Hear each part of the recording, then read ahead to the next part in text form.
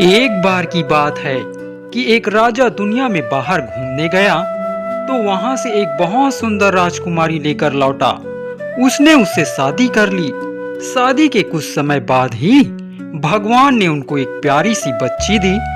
राजकुमारी के जन्म की सारे शहर में ही नहीं बल्कि सारे देश में बहुत खुशियां मनाई गई, क्योंकि राजा की जनता राजा का सब तरह से अच्छा ही चाहती थी, क्योंकि वह खुद बहुत अच्छा था। वह सब पर दया करता था और सबसे न्यायपूर्ण व्यवहार करता था। जब बच्ची अपने पालने में ही थी कि एक अजीब सी दिखाई देने वाली स्त्री उसके कमरे में घुसी। उसके बारे में किसी को कुछ पता नहीं था कि वह कौन है और कहां से आई है। उस बुढ़िया ने उस बच्ची के ऊपर एक कविता पढ़ी और कहा कि उसको खुले आसमान में नहीं जाना चाहिए जब तक कि वहां पूरे 15 साल की ना हो जाए। अगर वहां गई तो एक पहाड़ी ट्रॉल उसको पकड़ कर ले जाएगा। राजा ने जब यह सुना तो यह बात उसके दिल में बैठ गई। उसने तुरंत ही अपनी बेटी के चारों तरफ पहरा लगा दिए ताकि वे सब इस बात का पूरा ध्यान रखें कि वह 15 साल की होने तक खुले आसमान के नीचे ना जाए। कुछ समय बीतने के बाद राजा और रानी के एक और बेटी हुई। सारे राज्य में फिर से ढेर सारी खुशियां मनाई गई, पर वह अक्लमंद बुढ़िया एक बार फिर से वहां प्रकट हुई और राजा को सावधान किया कि इस बच्ची को भी वहां खुले आसमान के नीचे ना ले जाए जब तक कि वह पूरे 15 साल की ना हो जाए। कुछ समय बाद भगवान ने उनको एक तीसरी बेटी दी। इस बार भी वहां बुढ़िया वहां आई और इसके लिए भी वही कहा जो उसने उसकी पहले दोनों बेटियों के लिए कहा था। इस बार यह सुनकर राजा को बहुत दुख हुआ, क्योंकि वह अपने बच्चों को दुनिया की किसी भी चीज से बहुत ज्यादा प्यार करता था। इसलिए उसका यह सख्त हुक्म था कि उसकी बच्चियों को महल की छत के नीचे ही रखा जाए और कोई उसके हुक्म को टाल नहीं सकता था। समय बीतता गया और राजा की बेटियां बड़ी होती गई। बड़ी होकर सब बहुत सुंदर हो गई। अब एक ऐसा समय आया जब राज्य में लड़ाई छिड़ गई और राजा को उनको छोड़कर लड़ाई पर जाना पड़ा। एक दिन जब वहां लड़ाई पर बाहर था तो तीनों राजकुमारियां खिड़की में बैठी बाहर झांक रही थी। बाहर सुंदर धूप खिली हुई थी जिसमें बगीचे के फूल खूब चमक रहे थे। उन सब की बहुत इच्छा हुई कि वे बाहर जाकर उन फूलों से खेले। सो उन्होंने अपने पहरेदारों से विनती की कि वे बाहर बगीचे में जाकर थोड़ी देर के लिए खेलना चाहती है, पर उनके पहरेदारों ने उनको इस बात की इजाजत नहीं दी, क्योंकि वे राजा से डरते थे। इस पर भी राजकुमारियों ने उनसे बड़े मीठे शब्दों में जिद की कि वे उनको बस थोड़ी देर के लिए जाने दे। फिर वे उनकी विनती को ठुकरा नहीं सके और उनको बाहर जाने दिया। राजकुमारियां अभी बहुत दूर नहीं गई थी और जैसे ही वे खुले आसमान के नीचे आई कि अचानक एक बादल नीचे आया और उनको वहां से उठा ले गया। हालांकि उनको चारों तरफ ढूंढा गया, पर फिर भी उनको वापस लाने की सारी कोशिशें बेकार गई। सारे राज्य में दुख और उदासी छा गई। जब राजा घर आया तो यह सब सुनकर बहुत दुखी हुआ। उसका यह दुख तो बस सोचा ही जा सकता है, पर जो हो गया था वह तो हो गया था। उसको तो वापस नहीं किया जा सकता था। आखिर में उन्होंने उसको पाने की अपनी आशा छोड़ दी। राजा को पता ही नहीं था कि वह अपने आप को तसल्ली देने के लिए क्या करे। सो उसने राज्य भर में यह मुनादी पिटवा दी कि जो कोई भी उसकी तीनों बेटियों को पहाड़ के ट्रॉल से छुड़ा कर ले आएगा तो उन तीनों में से एक की शादी उससे कर दी जाएगी, साथ में उसको आधा राज्य भी दे दिया जाएगा। यह खबर विदेशों में भी पहुंची। बहुत सारे नौजवान अपने अपने घोड़ों पर सवार होकर राजकुमारियों की खोज में निकले। राजा के अपने दरबार में भी 2 राजकुमार थे जो यह देखने के लिए राजकुमारियों को खोजने के लिए निकले कि उनकी किस्मत इस मामले में काम करती है या नहीं। उन्होंने अपने आप को सबसे अच्छे तरीके से तैयार किया, सब तरह के कीमती सबसे अच्छे हथियार लिए और शान बखारते हुए वहां से चले कि वे बिना राजकुमारियों को लिए हुए वापस नहीं लौटेंगे। अब हम राजा के बेटे को राजकुमारियों को ढूंढते हुए यहाँ छोड़ते हैं और दूसरे लोगों की तरफ चलते हैं।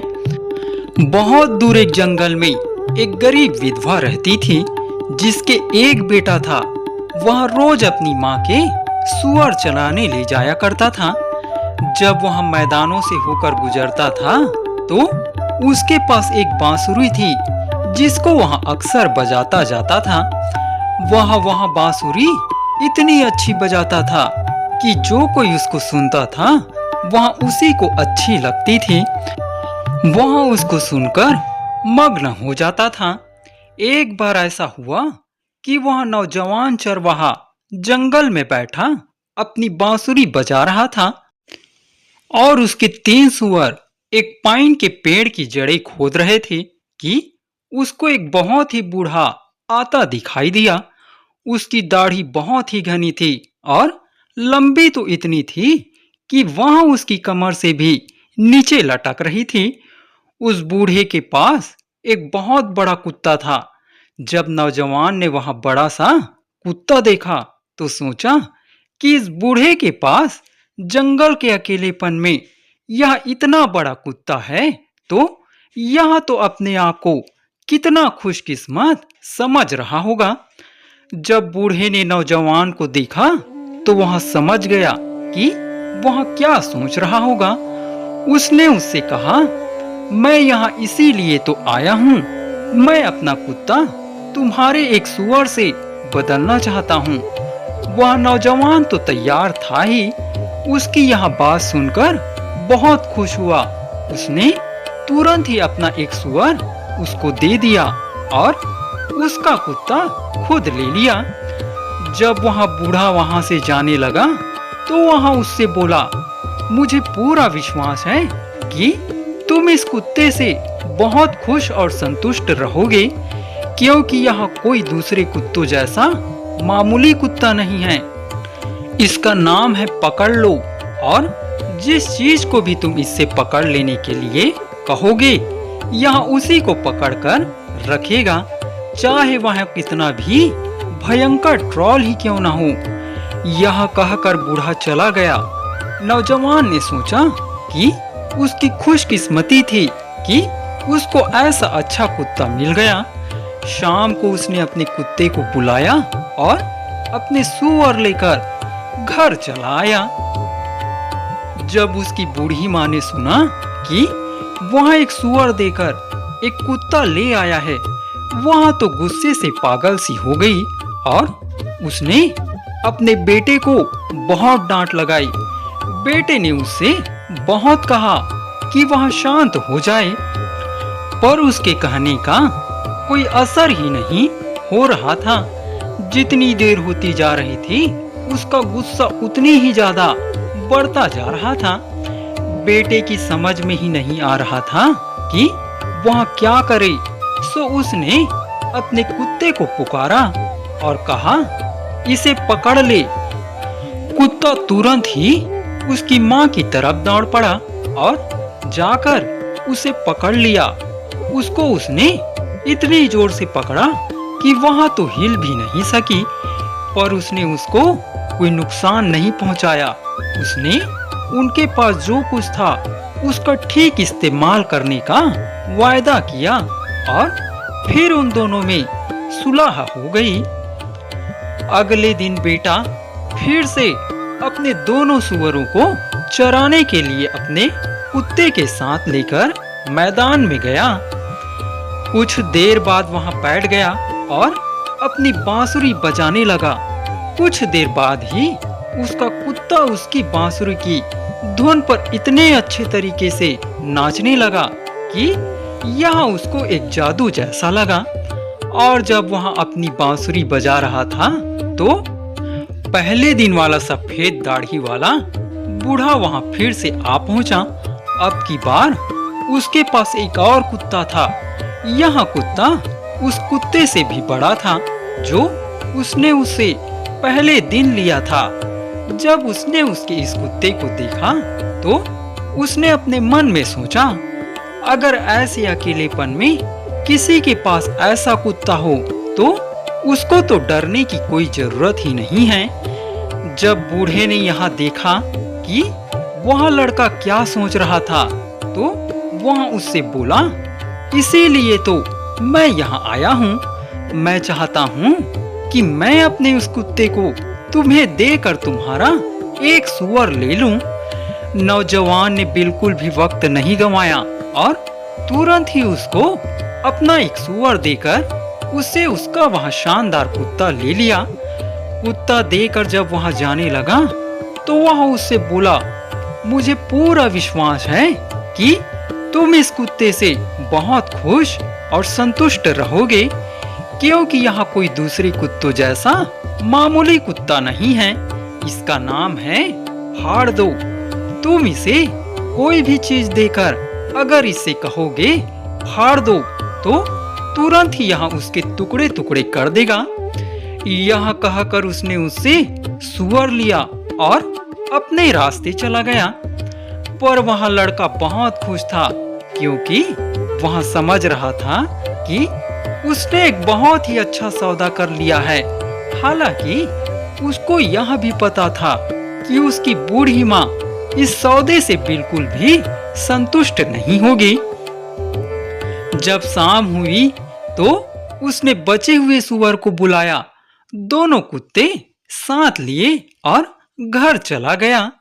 माँ तो उस कुत्ते को देखकर बहुत ही गुस्सा हो गई, पर इस बार वहां अपने बेटे को मारने की हिम्मत नहीं कर सकी, क्योंकि वहां बड़े बड़े कुत्तों से बहुत डरती थी। पर फिर भी जैसा कि होता है, काफी डांटने के बाद लोग अपने आप ही चुप हो जाते हैं। ऐसा ही उसके साथ भी हुआ। उसको काफी डांटने के बाद वह अपने आप ही चुप हो गई और फिर दोनों में सुलह हो गई, क्योंकि माँ को भी लगा कि जो नुकसान उसके बेटे ने कर दिया है उसको वापस तो नहीं लाया जा सकता। अगले दिन बेटा फिर से अपने दो कुत्तों और एक सुअर को अपने साथ लेकर मैदान में गया। वह बहुत खुश था। कुछ देर बाद वह फिर बैठ गया और अपनी बांसुरी बजाने लगा।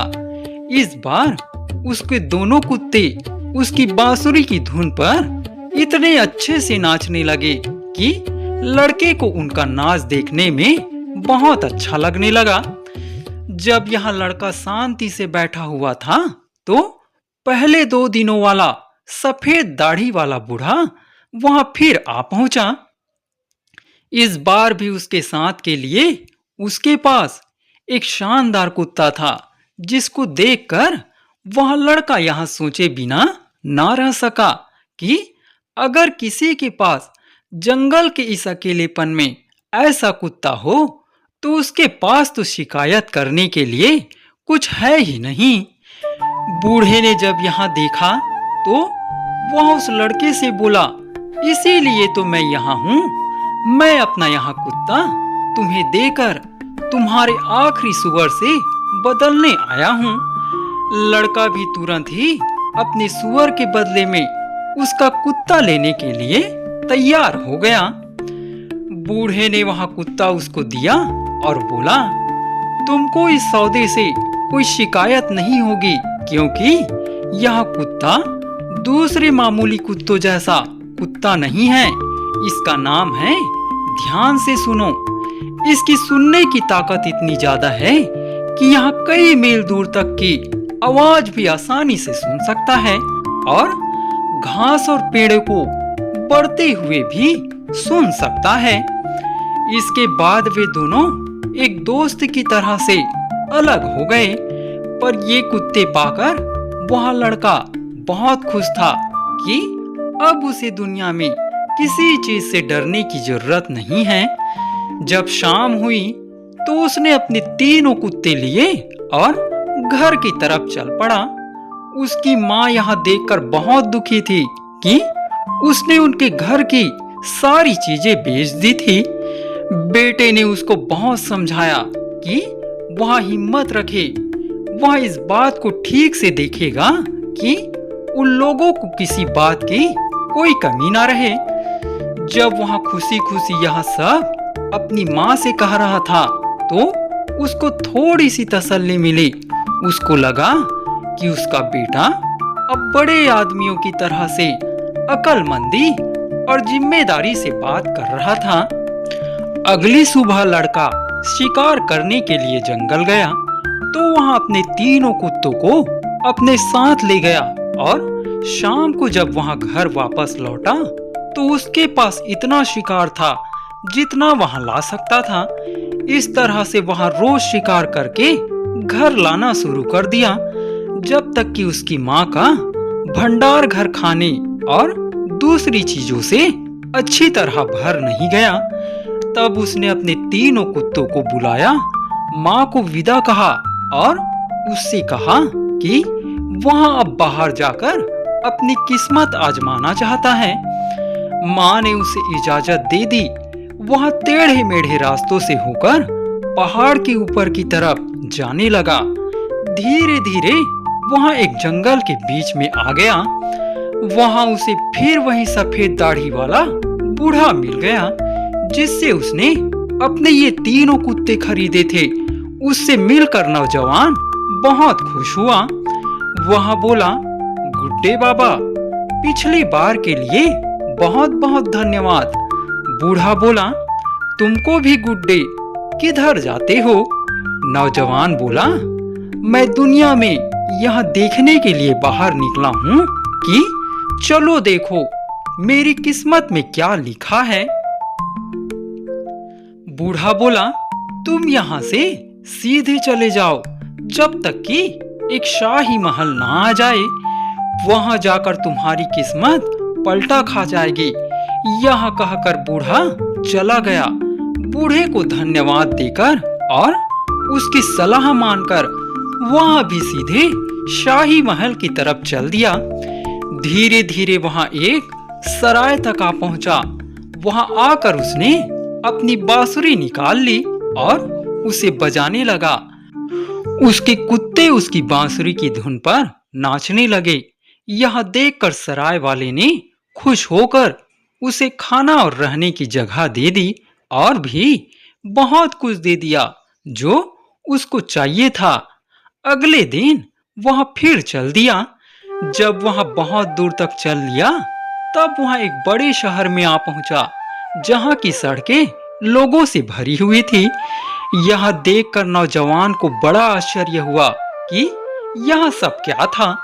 चलते चलते वहां एक ऐसी जगह पहुंच गया जहां राजा के हुक्म की एक मुनादी पीट रही थी कि जो कोई भी राजा की 3 बेटियों को पहाड़ वाले ताकतवर ट्रॉल से छुड़ा कर लाएगा उसके साथ एक राजकुमारी की शादी होगी और आधा राज्य दिया जाएगा। यह सुनकर उसकी समझ में आ गया कि उस बूढ़े ने उससे ऐसा क्यों कहा था, क्यों उसने उसे यहाँ भेजा था। उसने अपने कुत्ते बुलाए और राजा के किले की तरफ चल पड़ा। पर जिस दिन से वहां से राजकुमारियां गायब हुई थी, सारा राजभवन दुख के समुद्र में डूबा पड़ा था और राजा और रानी का तो रोते रोते बुरा हाल था। वह लड़का महल के चौकीदार के पास गया और उससे इजाजत मांगी कि क्या वह राजा के सामने अपनी बांसुरी बजा सकता है और उन्हें अपने कुत्तों को दिखा सकता है। दरबारी लोग तो इस बात के लिए राजी थे, क्योंकि वे सोच रहे थे कि यह शायद राजा को कुछ खुश कर सके। सो उसको अंदर जाने की इजाजत मिल गई और उसको अंदर बुला लिया गया। जब राजा ने उसको बांसुरी बजाते सुना और उसके कुत्तों का सुंदर नाच देखा तो उसका दिल खुश हो गया। किसी ने उसको पिछले 7 सालों में जब से उसकी बेटियां गायब हुई थी इतना खुश कभी नहीं देखा था। जब कुत्तों का नाच खत्म हो गया तो राजा ने उससे पूछा कि उसको राजा को खुश करने के लिए क्या इनाम चाहिए। नौजवान बोला, आदरणीय राजा, मैं आपके पास कोई सोना या कपड़ा मांगने नहीं आया। मैं आपसे केवल इस बात की इजाजत मांगने आया हूँ कि आप मुझे अपनी बेटियों को पहाड़ के ट्रॉल से छुड़ा लाने की इजाजत दें। जब राजा ने यहाँ सुना तो राजा और उदास हो गया। राजा बोला, तुम मेरी बेटियों को उस ट्रॉल से छुड़ाकर लाने की तो सोचना भी मत। यहाँ कोई बच्चों का खेल नहीं है। तुमसे अच्छे अच्छे लोग अब तक कोशिशें कर चुके हैं, पर अब तक सबकी कोशिशें बेकार गई है। पर अगर तुम मेरी एक भी बेटी को वहां से छुड़ा कर ला सके तो मैं अपने वायदे से नहीं मुकरूंगा। सो उसने राजा से इजाजत ली और पहाड़ के ट्रॉल की तरफ चल दिया। उसने निश्चय किया कि वह जब तक वहां जो कुछ ढूंढ रहा है वहां उसे नहीं मिल जाएगा, वहां चैन से नहीं बैठेगा। उसने कई बड़े बड़े राज्य बिना किसी खास घटना के पार किए। वहां जहां भी गया उसके कुत्ते उसके साथ ही रहे। ध्यान से सुनो, उसके बिल्कुल साथ साथ चल रहा था ताकि वहां उसके आसपास की हर चीज को ध्यान से सुन सके जो उसको सुननी चाहिए। पकड़ कर रखो, अपने मालिक का थैला पकड़ कर ले जा रहा था और फाड़ दो जो इन सब कुत्तों में सबसे ज्यादा ताकतवर था। अपने मालिक को तब उठा कर ले जाता था जब वह चलते चलते थक जाता था। एक दिन, ध्यान से सुनो, लड़के के पास दौड़ता हुआ आया और बोला कि वह एक ऊंचे से पहाड़ पर गया था जहां उसने राजकुमारी को सुना। उस समय ट्रॉल घर में नहीं था और वह वहीं आसपास में ही घूम रहा था। यह सुनकर लड़का बहुत खुश हुआ। वह तुरंत ही अपने तीनों कुत्तों के साथ उस पहाड़ की तरफ चल दिया। जब वे लोग वहां पहुंचे तो ध्यान से सुनो, बोला, अब समय बर्बाद करने का समय नहीं है। जो कुछ करना है जल्दी करो। ट्रॉल अभी यहाँ से 10 मील दूर है और मैं पत्थरों पर उसके सोने के खुरों की आवाज सुन पा रहा हूँ। लड़के ने अपने कुत्तों को पहाड़ में एक दरवाजा तोड़ने के लिए कहा, जो उन्होंने किया। जब वहां उसके अंदर घुसा तो उसने एक बहुत सुंदर लड़की देखी जो उस पहाड़ के एक कमरे में बैठी थी और सोने का धागा एक सोने की तकली पर लपेट रही थी। लड़का उसकी तरफ बढ़ा और उसको बड़े मीठे शब्दों में नमस्ते की। राजा की बेटी को उस लड़के को वहां देखकर बड़ा आश्चर्य हुआ। वहां बोली, तुम कौन हो जिसने यहाँ पहाड़ वाले ट्रॉल के कमरे में आने की हिम्मत की? पिछले 7 सालों से मैं यहाँ इस पहाड़ में बैठी हुई हूँ, पर मैंने आज तक कोई आदमी यहाँ नहीं देखा। वहां आगे बोली, भगवान के लिए तुम ट्रॉल के घर से जल्दी जल्दी चले जाओ, वरना तुम्हारी जान खतरे में है। पर हमारा नौजवान बिल्कुल निडर था। उसने कहा कि वह किसी से डरता नहीं और वह उस ट्रॉल के आने का इंतजार करेगा। जब वे लोग बातें कर रहे थे तभी ट्रॉल अपने घोड़े पर सवार वहां आ पहुंचा। उसके घोड़े पर सोने का साज सजा था। जब उसने देखा कि उसका दरवाजा खुला पड़ा है तो वह बहुत गुस्सा हुआ और इतने जोर से चिल्लाया कि सारा पहाड़ कांप उठा। किसने मेरे पहाड़ का दरवाजा तोड़ा? नौजवान ने बिना किसी डर के जवाब दिया, मैंने तोड़ा और अब मैं तुम्हें तोड़ दूंगा। ओ पकड़ने वाले, पकड़ ले इसको। फाड़ने वाले और ध्यान से सुनने वाले, इसके हजारों टुकड़े कर दो। जैसे ही उसने यहाँ बोला वैसे ही उसके तीनों कुत्ते भागे और उसके हजारों टुकड़े करके फेंक दिए। राजकुमारी तो यहाँ देखकर बहुत खुश हुई। भगवान की जय हो, आखिर में यहाँ से छुटकारा पा ही गई। खुशी के मारे वहाँ नौजवान के गले से लिपट गई और उसको चूम लिया। पर नौजवान वहाँ 1 मिनट के लिए भी रुकना नहीं चाहता था। उसने ट्रॉल के घोड़े पर जीन कसी, उस पर जितना भी उसको सोना और कपड़ा लादना था लादा और राजकुमारी को लेकर तुरंत ही राजा के पास दौड़ गया। वो सब बहुत दूर तक चलते रहे। एक दिन ध्यान से सुनो, जो हमेशा लड़के के घोड़े के आगे आगे चला करता था, जल्दी से दौड़ता हुआ अपने मालिक के पास आया और बोला कि वहां अभी अभी एक ऊंचे से पहाड़ के पास था। जब उसने दूसरी राजकुमारी की आवाज सुनी, वहां भी उसके अंदर बैठी बैठी सोने का धागा लपेट रही थी और ट्रॉल उस समय वहां नहीं था। नौजवान के लिए तो यहाँ बहुत ही अच्छी खबर थी। वहां अपने कुत्ते को लेकर तुरंत ही उस पहाड़ की तरफ चल दिया। जब वे उस पहाड़ के पास पहुंचे तो ध्यान से सुनो ने उससे कहा, अब समय गंवाने का नहीं है।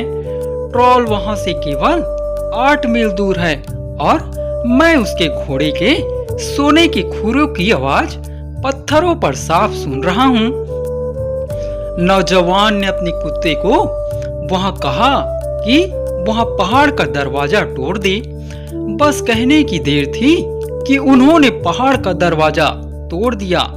जब वहां उसके अंदर घुसा तो उसने देखा कि उसमें एक बहुत सुंदर लड़की बैठी हुई सोने का धागा एक सोने की तकली पर लपेट रही है।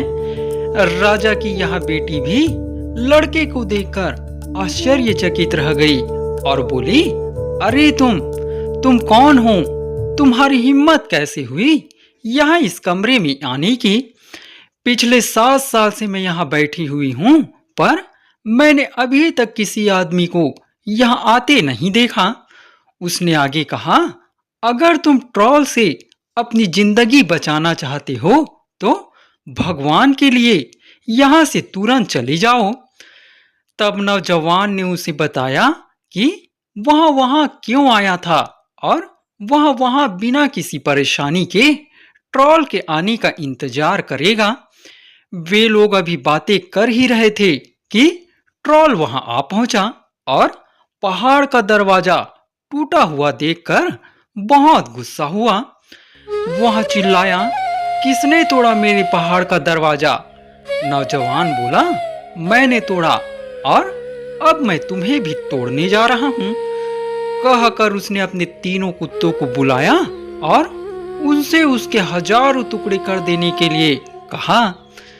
बस उसके कहने की देर थी कि तीनों कुत्तों ने मिलकर उसके हजारों टुकड़े कर दिए और उन्हें ऐसे बिखेर दिया जैसे पतझड़ में पत्तियां बिखर जाती है। राजा की यह बेटी भी ट्रॉल को इस तरह मरा देखकर बहुत खुश हुई। वह भी लड़के के गले लगते हुए और उसे चूमते हुए बोली, ओहो, अब मैं आजाद हो गई। लड़का उसको उसकी बहन के पास ले गया। कोई बस सोच ही सकता है कि वे दोनों बहनें आपस में एक दूसरे को देखकर कितनी खुश हुई होगी। लड़के ने जितना भी खजाना उस पहाड़ में पाया सब बटोरा, उसे ट्रॉल के घोड़े पर लादा और राजा की 2 बेटियों के साथ राजा के घर की तरफ चल पड़ा। वे लोग फिर बहुत दूर तक चलते रहे कि एक दिन ध्यान से सुनो फिर से दौड़ता हुआ उसके पास आया और बोला कि वहां अभी अभी एक ऊंचे से पहाड़ के पास था। जब उसने तीसरी राजकुमारी की आवाज सुनी, वहां भी उसके अंदर बैठी बैठी सोने के धागे से जाल बुन रही थी और ट्रॉल उस समय वहां नहीं था। नौजवान के लिए यहाँ तो बहुत अच्छी खबर थी। वह अपने कुत्ते को लेकर तुरंत ही उस पहाड़ की तरफ चल दिया। जब वे उस पहाड़ के पास पहुंचे तो ध्यान से सुनो ने उससे कहा, अब समय गंवाने का नहीं है। ट्रॉल यहाँ से केवल 5 मील दूर है और मैं उसके घोड़े के सोने के खुरों की आवाज पत्थरों पर साफ सुन रहा हूँ। नौजवान ने अपने कुत्ते को कहा कि वह पहाड़ का दरवाजा तोड़ दे। बस कहने की देर थी कि उन्होंने पहाड़ का दरवाजा तोड़ दिया। जब वहां उसके अंदर घुसा तो उसने देखा कि उसमें एक बहुत सुंदर लड़की बैठी हुई सोने के धागे से एक जाल सा बुन रही है। राजा की यह बेटी उसकी तीनों बेटियों में सबसे सुंदर थी। राजा की यह बेटी भी लड़के को देखकर आश्चर्यचकित रह गई। बोली, अरे तुम कौन हो? तुम्हारी हिम्मत कैसे हुई यहाँ इस कमरे में आने की? पिछले 7 साल से मैं यहाँ बैठी हुई हूँ, पर मैंने अभी तक किसी आदमी को यहाँ आते नहीं देखा। उसने आगे कहा, अगर तुम ट्रॉल से अपनी जिंदगी बचाना चाहते हो तो भगवान के लिए यहाँ से तुरंत चले जाओ। तब नौजवान ने उसे बताया कि वह वहाँ क्यों आया था और वह वहाँ क्यों आया था और वह वहाँ बिना किसी परेशानी के ट्रॉल के आने का इंतजार करेगा। वे लोग अभी बातें कर ही रहे थे कि ट्रॉल अपने सोने के खुर वाले घोड़े पर सवार वहां आ पहुंचा। जब उसने पहाड़ का दरवाजा टूटा हुआ देखा और बिन बुलाए मेहमान देखे तो वह बहुत डर गया। उसके दोनों भाइयों के साथ क्या हुआ था यह उसको पता था। सो उसने सोचा कि मामला अगर बिना लड़े ही चालाकी से सिलटा लिया जाए तो अच्छा है। यह सोचकर वहां लड़के से बहुत मीठा मीठा बोला। फिर उसने राजा की बेटी से मेहमान को मेहमान नवाजी दिखाने के लिए खाना बनाने के लिए कहा, क्योंकि इस ट्रॉल को बातें बहुत अच्छी करनी आती थी। हमारे नौजवान ने भी उसको बात करने का मौका दिया। इस बात करने में वह इतना घुल मिल गया कि वह अपनी रक्षा की बात बिल्कुल ही भूल गया। जब खाना मेज पर लगा तो वह उस ट्रॉल के साथ मेज पर बैठ गया, पर राजा की बेटी छिप छिप कर रोती रही। उसके कुत्ते भी बहुत बेचैन रहे, हालांकि किसी ने उनकी तरफ ध्यान नहीं दिया।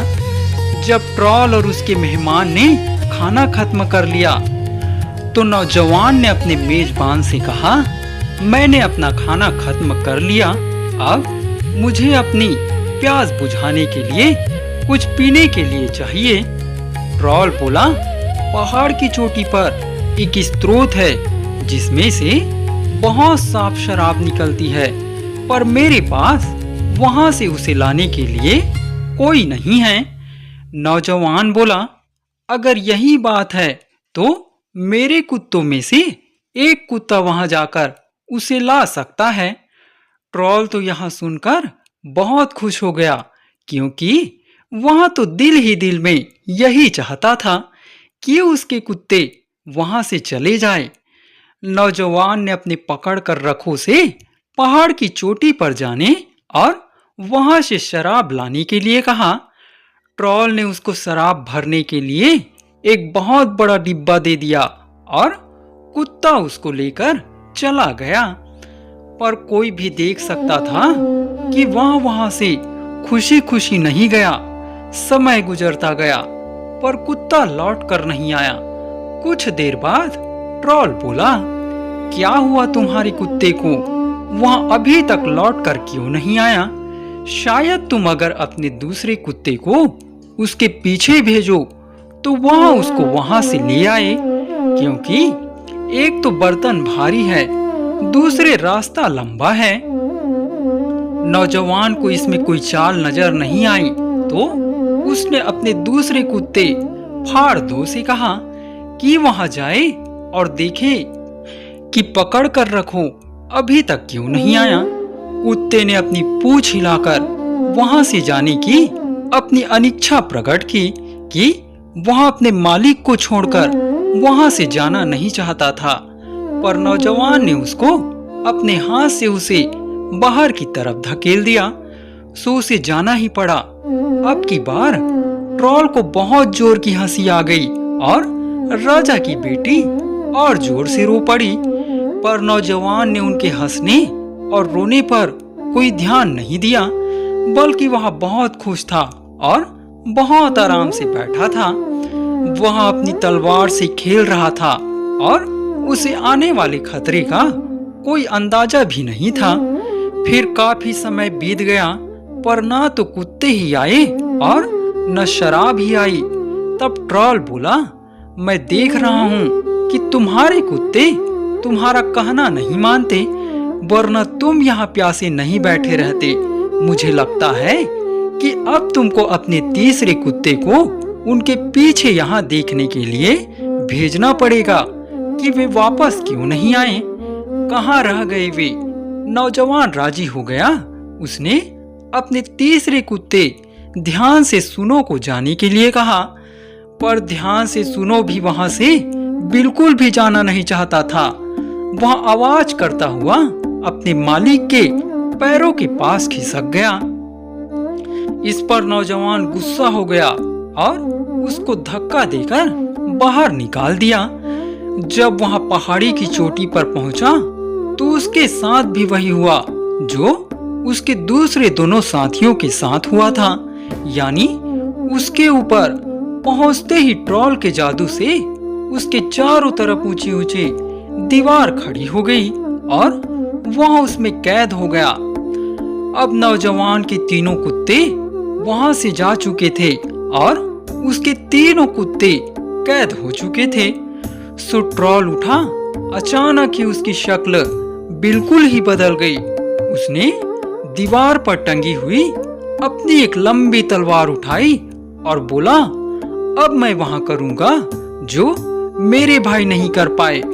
तुमको बस अब तुरंत ही मरना है, क्योंकि तुम अब मेरे काबू में हो। यह देखकर नौजवान तो डर गया।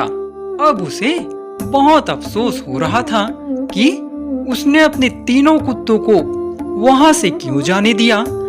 फिर भी वह बोला, मैं तुमसे अपनी जान की भीख नहीं मांगता, क्योंकि कभी तो समय आएगा जब मुझे मरना पड़ेगा, पर मैं तुमसे मरने से पहले मैं भगवान की प्रार्थना करने की और अपनी बांसुरी पर एक शाम बजाने की इजाजत जरूर चाहूंगा।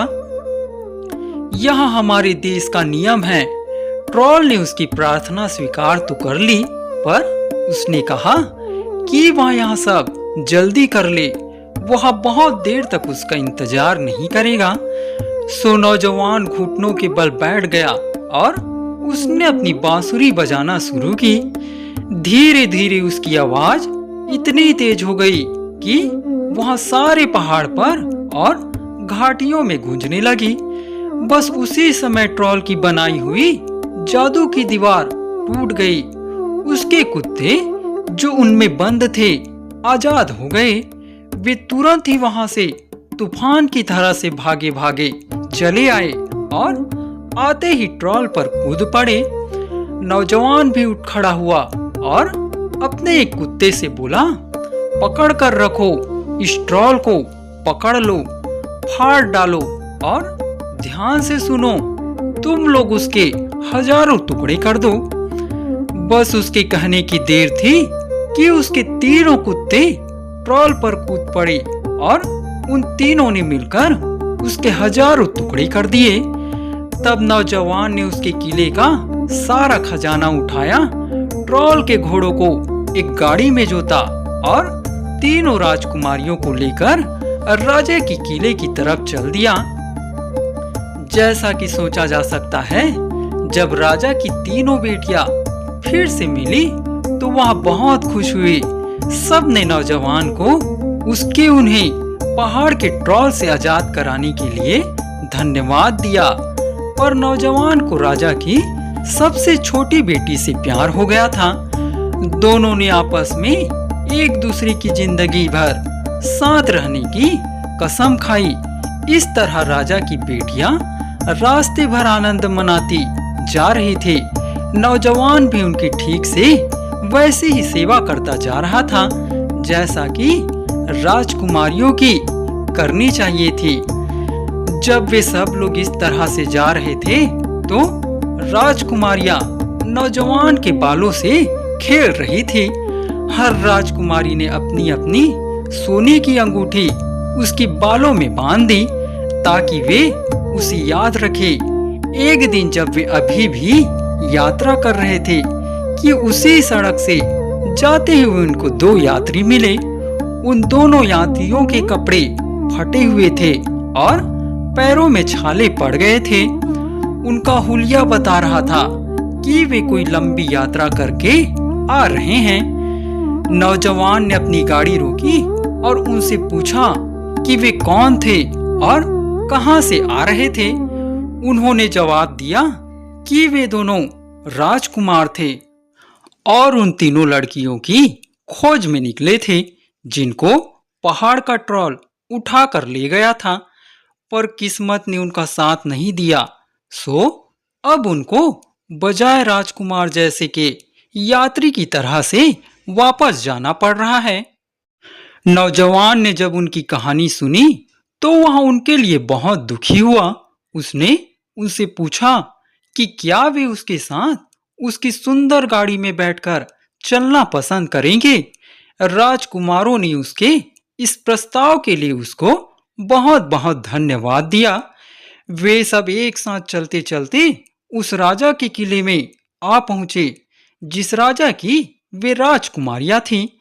जब राजकुमारों ने यहां सुना कि नौजवान उन तीनों लड़कियों को ट्रॉल के चुंगल से छुड़ा लाया है तो उससे उन दोनों राजकुमारों को बहुत जलन हुई कि किस तरीके से वे अपने काम में असफल रहे और वह नौजवान अपना काम कर लाया। दोनों ने आपस में सलाह की कि किस तरीके से उनको उस नौजवान का सबसे अच्छा इस्तेमाल करना चाहिए ताकि उनकी अपनी ताकत और शान बढ़ सके। पर उन्होंने अपने इस नीच प्लान को जब तक के लिए छिपा कर रखा जब तक उनको कोई ठीक मौका नहीं मिल जाता। अचानक वे दोनों अपने साथी के ऊपर कूद पड़े, उसको गले से पकड़कर उसको बांध दिया और राजकुमारियों को धमकी दी कि अगर उनमें से कोई भी कुछ भी बोला तो वे उनको मार देंगे। और क्योंकि राजकुमारियां अब राजकुमारों के कब्जे में थी तो वे तो उनको मना कर ही नहीं सकती थी। पर वे उस नौजवान के लिए बहुत दुखी थी जिसने उनकी जिंदगी बचाने के लिए अपनी जिंदगी दांव पर लगा दी थी। उनमें से सबसे छोटी राजकुमारी तो दिल ही दिल में बहुत जोर से रो रही थी क्योंकि ऐसा लग रहा था जैसे अब उसकी हर खुशी खत्म होने जा रही हो। इतनी बड़ी गलती करने के बाद राजकुमार शाही किले के अंदर घुसे। अब यहाँ तो केवल सोचा ही जा सकता है कि राजा अपनी तीनों बेटियों को देखकर कितना खुश हुआ होगा। इस बीच नौजवान अधमरा सा जंगल में पड़ा रहा पर वह अभी पूरा नहीं मरा था। उसके वफादार कुत्ते उसको गर्म रखने के लिए उसके पास ही लेटे हुए थे और उसके घावों को चाट रहे थे। ऐसा वे तब तक करते रहे जब तक उनका मालिक ढंग से होश में नहीं आ गया। जब वह बिल्कुल ठीक हो गया तो वह अपने कुत्ते को साथ लेकर राजा के किले की तरफ चला। काफी तकलीफें उठाने के बाद वह शाही किले में आया जहां राजकुमारियां रहती थीं। जब वह दरबार में घुसा तो उसने देखा कि लोग तो वहाँ बहुत खुश थे और राजा के कमरे से तो गाने और नाचने की आवाजें आ रही थी। उसको यहाँ देखकर बड़ा आश्चर्य हुआ। उसने पूछा कि इस सब का क्या मतलब था।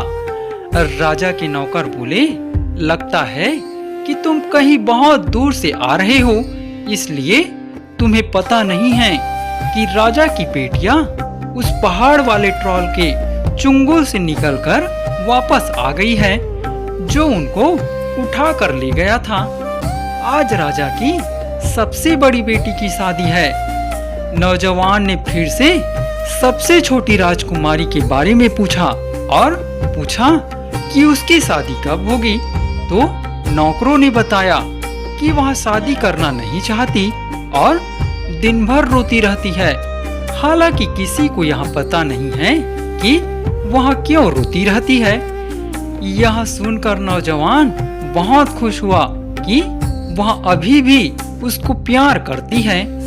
नौजवान फिर राजा के दरबान के पास गया और उससे राजा को यहाँ कहने के लिए कहा कि उनसे कहो कि मेहमान आया है, जो शादी की खुशी में अपने कुत्तों का तमाशा दिखाकर लोगों का दिल बहलाना चाहता है।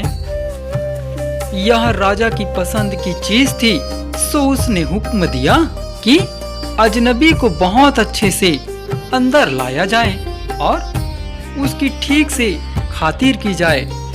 जब वह नौजवान अंदर आया और उसने अपने कुत्तों का नाच दिखाया, तो शादी में आए वहां बैठे सारे लोगों ने दांतों तले उंगली दबा ली। सब ने उसकी बहुत तारीफ की कि इतना सुंदर आदमी उन्होंने पहले कभी नहीं देखा। पर जैसे ही तीनों राजकुमारियों ने उसे देखा तो तुरंत ही उसे पहचान लिया कि यह तो वही नौजवान था जो उन सबको ट्रॉल के चुंगल से छुड़ा कर लाया था। वे तुरंत ही मेज पर से उठी और उसके गले से लिपट गई। उस समय उन दोनों राजकुमारों को लगा कि उनके लिए उस समय यही सबसे अच्छा रहेगा कि वे वहां से भाग जाए। पर राजा की बेटियों ने राजा को बताया कि किस तरह से उस नौजवान ने उनको ट्रॉल के चुंगल से छुड़ाया और फिर रास्ते में क्या क्या हुआ। इस बात को साबित करने के लिए वे उसके बालों में अपनी अपनी अंगूठियां ढूंढने लगी। जब राजा को उन दोनों राजकुमारों की चालबाजी का पता चला तो वहां तो बहुत गुस्सा हो गया और उनको बड़ी बेरहमी से किले के बाहर निकलवा दिया। लेकिन इस नौजवान को उसने वह इज्जत दी जो उसको मिलनी चाहिए थी। उसने अपनी सबसे छोटी बेटी की शादी उससे कर दी। राजा के मरने के बाद यह नौजवान उसके पूरे राज्य का राजा बन गया। क्या ही शानदार राजा बना वह और उसकी सुंदर रानी अभी तक वह राज कर रहे हैं।